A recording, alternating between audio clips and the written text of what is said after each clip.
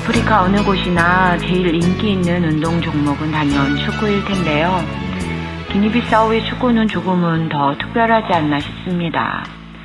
전기가 없다 보니 텔레비전을 접할 기회가 전혀 없고 휴대폰을 사용하는 사람들이 많긴 하지만 대부분은 우리나라 90년대에도 가지고 다니지 않았을 완전 심플한 핸드폰을 사용하고 있어요.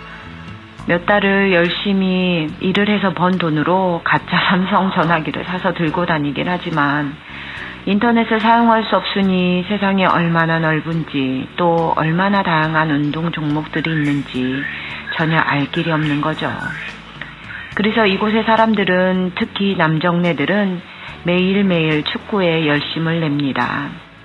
운동신경이 있는 청년들은 운동장에서 몸으로 축구를 즐기고 몸이 따라주지 않는 사람들은 축구를 보거나 축구에 대한 이야기를 하면서 입으로 축구를 즐깁니다. 이따금씩 동네 대항 축구 경기가 열리는데 무슨 월드컵 경기를 방불케 하는 뜨거운 열기를 느낄 수 있어요. 제가 살고 있는 쿵파는 비교적 작은 마을인데 마을 전체 인구가 제 생각엔 한 200~300명쯤 되지 않을까 싶어요. 단조로운 시골 마을이다 보니 이렇다 할 흥미를 끌 수 있는 일들이 별로 없어요.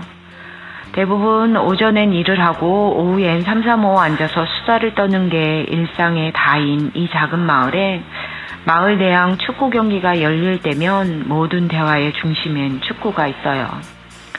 지금도 작년 12월에 시작한 축구 경기가 준결승 경기로 접혀져 가고 있는데 다행히 저희 마을 축구팀도 준결승 경기에 올라갔어요.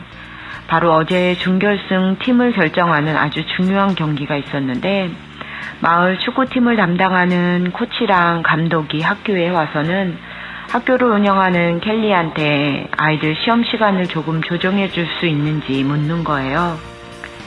저희는 지금 조금 늦은 1학기 시험을 이번 주에 치르고 있었거든요.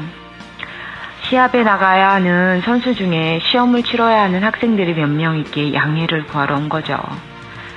그래서 원래는 2시에 있는 시험을 오전 아이들 시험이 끝나는 11시로 옮겨서 일찍 시험을 치르고 다들 경기가 치러지는 5km 거리에 다른 마을로 이동을 했어요. 축구 경기를 관람하기 좋은 자리를 맡기 위해 저와 브라이마는 다른 때보다 조금 이른 시간에 오토바이를 타고 상고냐로 가는데 마치 쿵파 마을 사람 전부가 축구 경기를 보러 간 듯 마을이 텅 비어 있는 느낌이었어요. 축구장에 가면 또 다른 볼거리가 있는데 무슨 파티라도 가는 듯 위에서부터 아래까지 쫙 빼입은 형형색색의 다양한 컬러의 패션들을 볼 수 있어요. 평소에 안 하던 입술과 눈에 칠도 하고 뾰족 구두도 신고 고이고이 잘 보관해왔던 아주 좋은 옷으로 쫙 빼입고는 마치 모델이 워킹을 하듯 관중들 앞을 한껏 뽐내며 걷는 여자아이들을 보고 있자면 저는 좀 웃기기도 하고 안쓰럽기도 한데 본인들은 완전 진지하고 당당합니다. 해마다 적어도 한두 벌은 좋은 천을 사서 옷을 맞추는데 이 좋은 옷을 입고 어디 갈 데가 없으니 마을 축제와도 같은 먼지가 풀풀 날리는 경기장에서라도 뽐내고 싶은 거죠.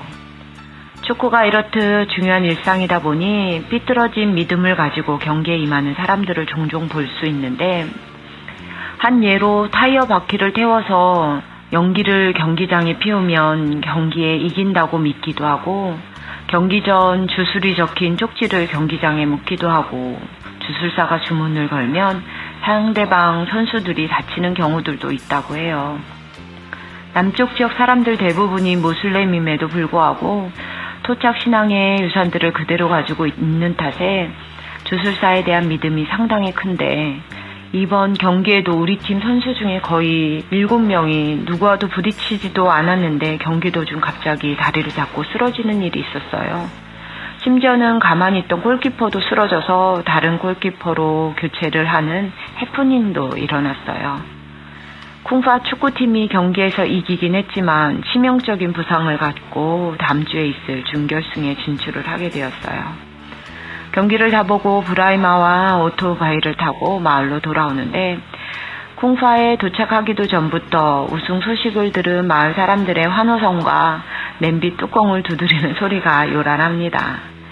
아이들은 팔짝팔짝 뛰면서 좋아하고 아줌마들은 덩실덩실 냄비 뚜껑 박자에 맞춰서 춤을 추면서 승리의 기쁨에 취해 있는데 이 소리는 늦은 밤이 돼야 비로소 잠잠해졌어요. 입으로는 하루에도 수없이 하나님을 말하지만 이들의 삶에는 그 어디에도 하나님의 흔적을 찾을 수 없다는 사실에 마음이 아픕니다.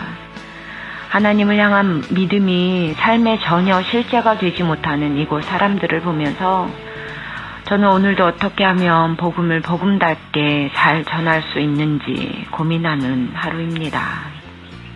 너희 마음에 그리스도를 주로 삼아 거룩하게 하고 너희 속에 있는 소망에 관한 이유를 묻는 자에게는 대답할 것을 항상 예비하되 온유와 두려움으로 하고 선한 양심을 가지라. 이는 그리스도 안에 있는 너희의 선행을 욕하는 자들로 그 비방하는 일에 부끄러움을 당하게 하려 함이라.